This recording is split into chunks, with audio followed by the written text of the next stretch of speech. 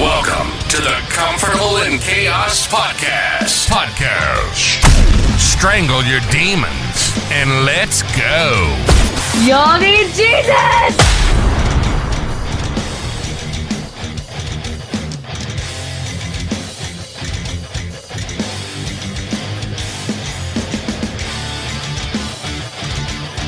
There's talk on the street, it sounds so familiar. Great expectations, everybody's watching you.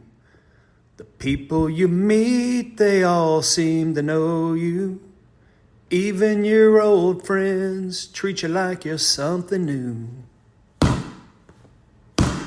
Bow now, Johnny come lately. Bow now, there's a new kid in town. Everybody loves you, so don't let them down. Should I keep going, man? I think so. You look in her eyes, the music begins to play. Oh yeah, hopeless romantics, here we go again. But after a while, you're looking the other way. It's those restless hearts that never mend. Welcome to the Comfortable in Chaos Podcast. I am your host, Eric Hellberg, and you know we're like Einstein over here.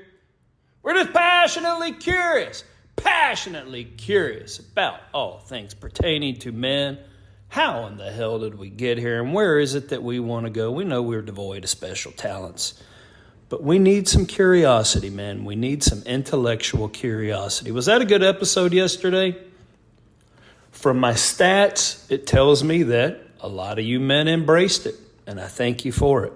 Did you know our show is growing in Brazil and also South Africa, which is really, no, I don't think it's ironic because those are both BRICS nations. Of course, we have the G7, the formality of which the U.S. belongs. Everyone knows NATO. A lot of people don't know the delineation specifically on the G7, but BRICS is growing. It is the largest population group in the entire world. And I am going to tell you, as far as food scarcity goes, they are very close to producing 50% of all of the world's food also. And they are in possession currently of the current order of BRICS nations, 40% of all arable agriculture. And they're working on it. Once Russia frees up Ukraine, and that's part of that war too, BlackRock already has the rights to the Ukrainian soil, and they certainly want to rebuild Ukraine should the United States prevail over there. But it's not going to happen, man. It is not going to happen. Interestingly enough, and yeah, once they seize Ukraine, oh man, that's going to bolster those numbers. I mean, exponentially. That's the breadbasket of Europe. Think California to the United States. California still is, as far as the order of states is concerned, the largest economy within the United States. Places at about the 5th or 6th largest economy in the entire world. Yes, Texas is second. It is approximately $1 trillion less in economic output than California. But give us some time. We know Californians are coming to Texas. They are outright communistic over there. And we're going to better define what that word communistic means. But we're going to do that in another episode, and we are going to do that further down the road. So yeah, the new kid in town, guys. I tell you what, old man, that would have been... Oh, Henley and Fry. I put them right up there with Lennon and McCartney as some of the best songwriters of all time. It's just those restless hearts that never mend. And the United States is restless, man. That's why we have approximately 800 bases around the world. 800 bases. And those bases are in addition to all the stateside bases that you are so familiar and accustomed with. And of course, all those bases are manned to a certain degree.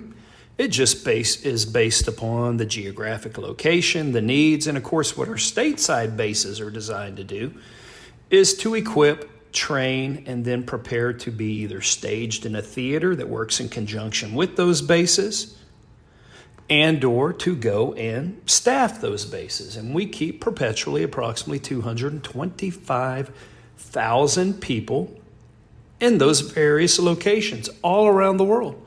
Many of these you've never heard of, many of these you do not know about as the general American public, but you think that you should, don't you? Shouldn't you maybe know? I mean, do you honestly believe that you are in a democracy? Do you believe that you are living in a democratic America? Okay, I paused. I paused for the answer. I think I know what it is. Did you know that John Adams, one of the founders, said that, remember, democracy never lasts long? It soon wastes, exhausts, and murders itself. There never was a democracy yet that did not commit suicide. Those are amazing words. Are we already there, man? Have we already passed that stage? Yes, indeed. The United States has a restless heart. Just like the Eagles sang, and kind of like, who was that? Was that doggone Bruce Springsteen too? Of course, I sang Born in the USA the other day. That song went, everybody's got a hungry heart. Yeah, the United States has a hungry heart too. It prowls about like a craven rat, poking its nose and sniffing and looking for its next meal. And it is just as malfeasant when a person is listless, restless, always needing something. They cannot sit still. They're looking for the next best thing, one more thing to complete them. Provide this. Let's get that. Very much a similar parallel, wouldn't you agree? And where I am going to go with this, and we're going to develop this out. Did you know that Satan masquerades as an angel of light, according to Corinthians 11:14? Oh, yeah. It means that Satan capitalizes on our love of the light, meaning the illumination, to deceive. He wants us to think that he is good, truthful, loving, correct? What else could we say? Oh, powerful. Oh, yeah, powerful. So if we look at good, truthful, loving, and powerful, well, that's exactly what God is. And who could argue with that? But we know that the devil is the father of lies. He's the ultimate counterfeiter. He's also described in the Bible as the prince of the air, meaning the spoken word. That's why we have to be so very cautious with our own mouths and tongue. Speak less and listen more. Speak less and listen more. And who is it that we have around us constantly chirping and giving us information? The media.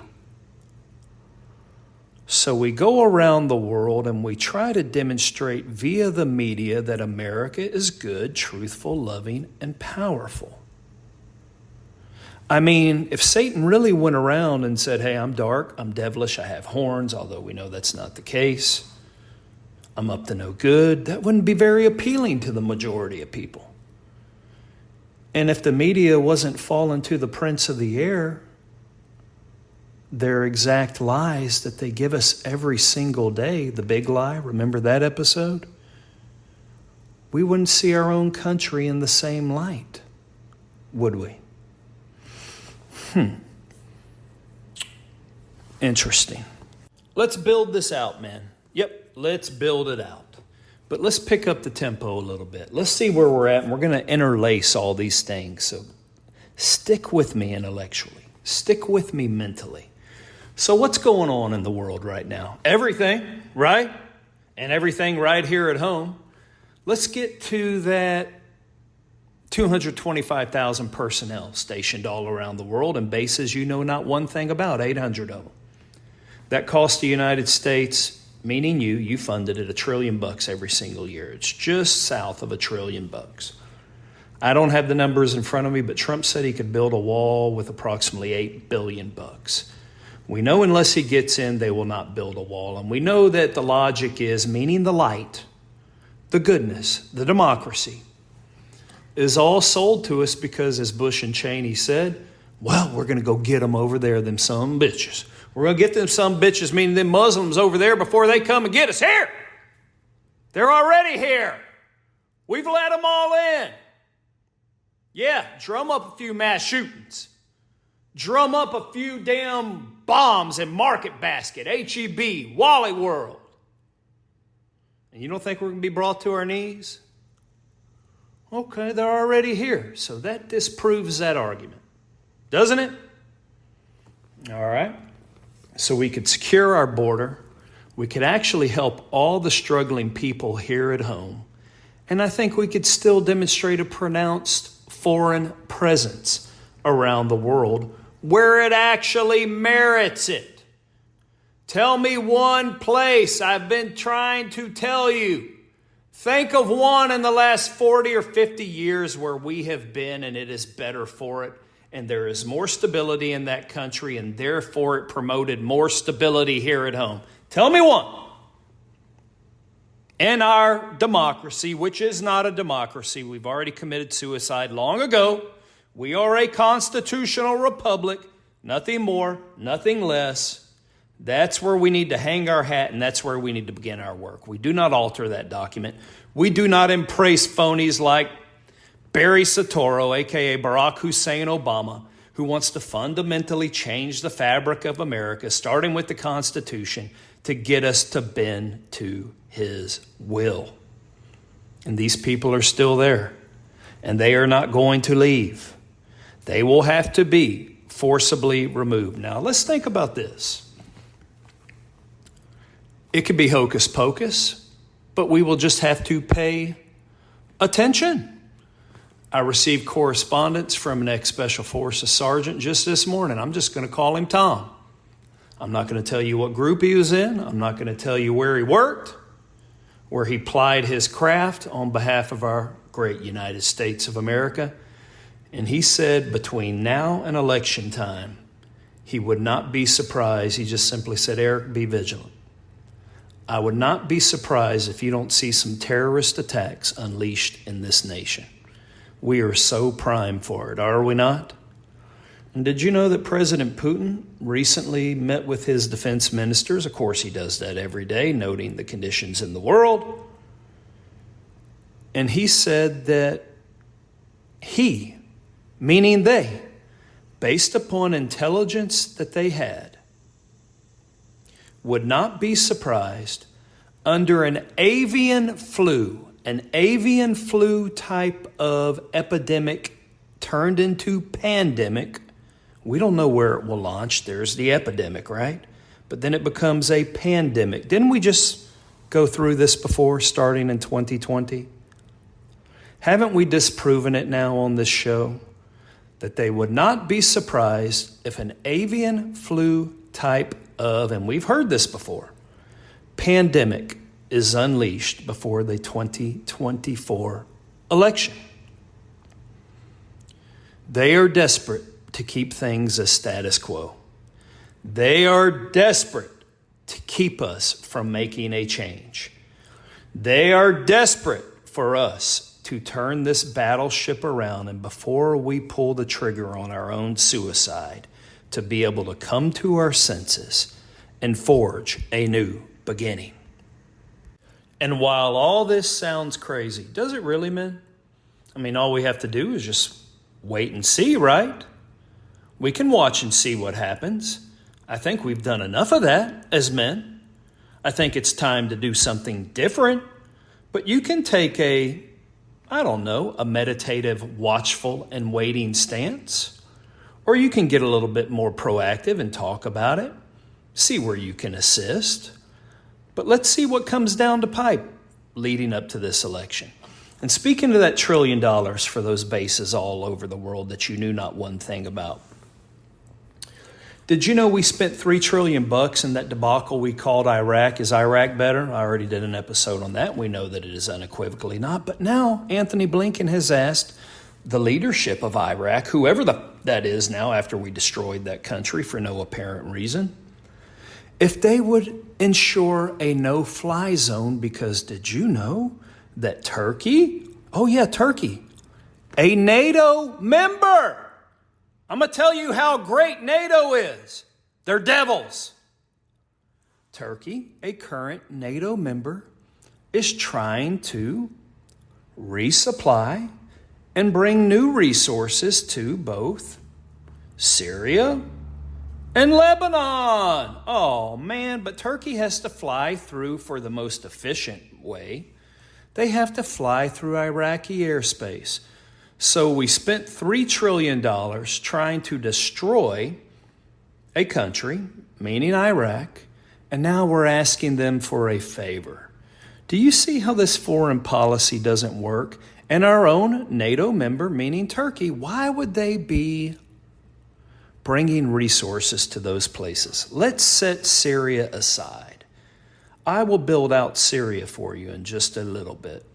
But they are taking resources to Lebanon, who is headquartered and backed by Iran and Lebanon and funded by a NATO member, meaning Turkey, Hezbollah. We know that Israel's about to engage in full-scale conflict with Hezbollah. And we know that Iran says, if you pull that trigger, we're jumping too. So jump, frog. Did you know that the League of Arab Nations just met? Oh, yeah, while everyone was concluding their weekend, they just met, and they just took Hezbollah off the terrorist list. So here in the U.S., we call Hezbollah a terrorist. But according to all their Arab brethren over there, they are no longer a terrorist organization. You know what that means? If we jump, frog, jump, we have to fight them all. Are we prepared for that? Is Israel prepared for that? And did you know that our own NATO member, and we love NATO, don't we? We're fighting over there in Ukraine. Turkey. Well, did you know Turkey not only funds and supplies Hezbollah? They have done so for Hamas for probably the last 25 years, including house their leaders, provide them crucial infrastructure and funding, but yet they're a NATO member. Who is friend or foe? Who is friend or foe? And how are we any less stable? Any more stable? Stable at all? And now Erdogan says he's done with NATO. Yep, he wants to join BRICS. And you know what he said? He said he is tired of the United States deceiving him. And we know that Satan capitalizes on our love of the light. All those things emblematic of good that the U.S. says it is a part of, and it is a part of it. Satan capitalizes on our love of the light in order to deceive us. But yet Erdogan says we've been deceiving him. Yep, he's going to BRICS. Saudi Arabia has already petitioned BRICS to come in, probably will occur. Let's see what happens in the election in 2024, but they're supposed to gain entry in 2025. All right, let's just keep on going. And of course, old Papa Joe said no U.S. soldiers. And of course, we're saying that inclusive of all the branches of service. We're using soldiers colloquially. Joe said no one has died while he's been president. You don't think anyone's died at any of those 800 bases around the world and or around there with 225,000 people in places we probably shouldn't be? Do you think that is possible? I don't. Had he conveniently forgotten on that hasty withdrawal when we tucked tail and left Afghanistan, the 13 who were killed right there at the airport? I guess he lied about that too. We just had 4 recently killed in Jordan by Islamic militants. But let's talk about Syria, because Turkey's leaving NATO. They've been supplying rebel forces. They've been supplying all kinds of Islamic terroristic groups. So is NATO good, NATO bad? We don't know what NATO is. All right, let's just go. In Syria, did you know that the administration of our good old U.S. President Joe Biden, yeah, I guess still Joe, Jack, and Jill, Joe went up and down the hill, has acknowledged that its ally, the Syrian Democratic Forces, that's what we call the SDF, is forcibly recruiting child soldiers to fight against, oh yeah, they're back after Assad. Yep. And did you know, according to a new report titled the 2024 Trafficking in Persons Report, Syria, from Blinken's own State Department, that the SDF that we are funding is listed among terrorist groups involved in the crime of using child soldiers alongside ISIS. Now, bear with me on this name. This is Hayat Tahrir al-Sham, better known as HTS, previously known, remember in Obama's days? Remember, we were working with the al-Nusra Front. Well, now they are Hayat Tahrir al-Sham, HTS. Oh, yeah, the recruitment of use of children in combat support roles in Syria remains common. I'm reading from the report. Since the beginning of 2018, international observers reported continued incidents of recruitment and use by armed groups, though the prevalence of the practice differs by groups, the report said. So we're funding Islamic nut jobs who use boys and girls. State Department says that they emphasize that the armed outfits recruit and or use boys and girls as child soldiers. Oh, yeah. And that HTS, I just gave you the abbreviation, what it stands for, and ISIS use children as human shields, suicide bombers, snipers, and executioners. And if they're not used on the battlefield, they use children for forced labor and as informants, exposing them to retaliation and extreme punishment, I should say. I would call that a very adept revolutionary youth movement. How about you? It goes back to what I said about President Biden. He cares not one iota about kids and the people handling them, including Barry Obama and all the organizations I already named. They despise your children. They knew what COVID will do to your children. Many children have died. We know I did an episode called Pedophile Joe, and I talked about the migrant movement and where are all the kids going. I just told you the number of vanishing children right here in the United States annually. And I am going to tell you under the masquerade of Satan's light that we have not been privy to everything on Hunter Biden's laptop. Hunter Biden, I have seen, I'm not going to give the source, I have seen him running out of one of his hotel rooms buck naked. I only saw his ass, but his whole body. How do I know, Eric Hellberg, that it's Hunter Biden? Because Hunter Biden has a very distinguishable tattoo behind his right shoulder blade. It's quite large. That is Hunter Biden. And you see him running down the hall. Now, she has clothes on, thank God. A young girl, a very young girl, pulling her by the leg. You see this via security cam footage. This was sent to me by someone in another country. And all the other countries in the world are privy to this. They all know it. The only ones not privy to it are the ones that live in the country with restless hearts that never mend under the illusion of the satanic light. Right here in America, you've never been made privy to it, but that was Hunter Biden pulling her back into his hotel room with that leg. And I am going to tell you that his father is also a pedophile. Read Ashley's diary, the daughter.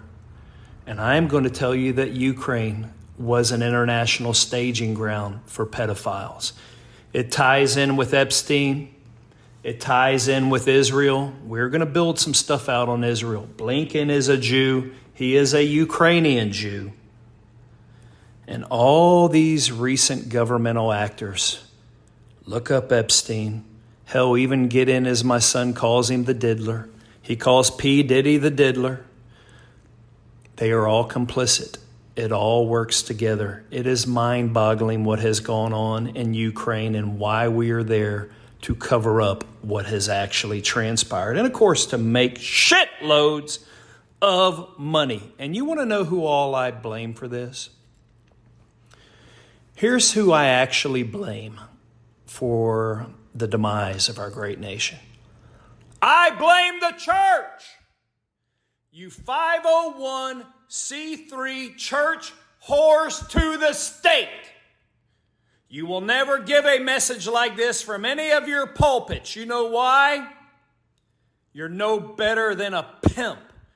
You don't have to have IRS tax-exempt status. You are a lover of money just like the world and the capitalistic system right here that is built upon greed. We have a new church popping up in this benevolent nation because we are a country that wants to be good, but you will not lead us. You pimped yourselves out and became a whore, symbiotic with this government, so you could hold on to every ounce that is brought into your church coffers. I don't give one flying what type of church you are. If you were any different, renounce the 501c3 status, which prohibits you from speaking about politics, foreign policy, your nation that is being destroyed, or anything else left in the world. Renounce it. Give yourself freedom from the pulpit. Are you courageous enough? If you truly have the Lord, then you should be. So until next time on the Comfortable in Chaos podcast, I bid you bon voyage, my burgeoning flock.